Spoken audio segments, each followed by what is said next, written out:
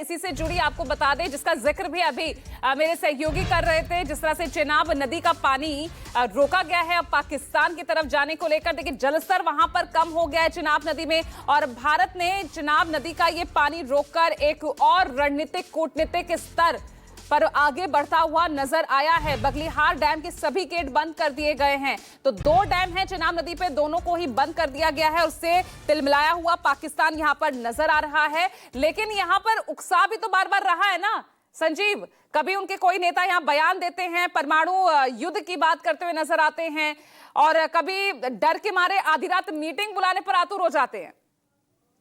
उसकी वजह यह है पूजा कि पाकिस्तान की जो सेना है वो भारतीय सेना के मुकाबले कहीं खड़ी नहीं होती है। तो वो बार बार दुनिया को ये बताते हैं कि देखिए आप भारत पाकिस्तान की तरफ ध्यान दीजिए, दक्षिण एशिया की तरफ ध्यान दीजिए, क्योंकि हम तो इस मूड में आ चुके हैं कि हम परमाणु अस्त्र का उपयोग कर देंगे, और परमाणु अस्त्र का अगर हम उपयोग कर देंगे तो फिर ये केवल भारत और पाकिस्तान को ही नुकसान नहीं होगा, पूरी दुनिया को नुकसान हो जाएगा। तो वो बार बार इस तरह की बातें करते हैं कि हम परमाणु अस्त्र चला देंगे, हम परमाणु अस्त्र चला देंगे, ताकि दुनिया उनकी तरफ देखने लगे। और आंशिक रूप से उनको फायदा भी हो रहा है जब दुनिया के बड़े बड़े देश उनके विदेश मंत्री या उनके प्रधानमंत्री से बात कर रहे हैं। यही तो उनका मकसद है। वो परमाणु अस्त्र का डिप्लोमेटिक इस्तेमाल करते हैं। परमाणु अस्त्र का वो कोई लड़ाई के लिए इस्तेमाल नहीं करते हैं।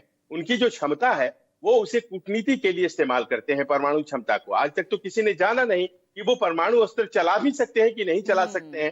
परमाणु अस्त्र होना एक बात है, उसे लॉन्च कर देना दूसरी बात है।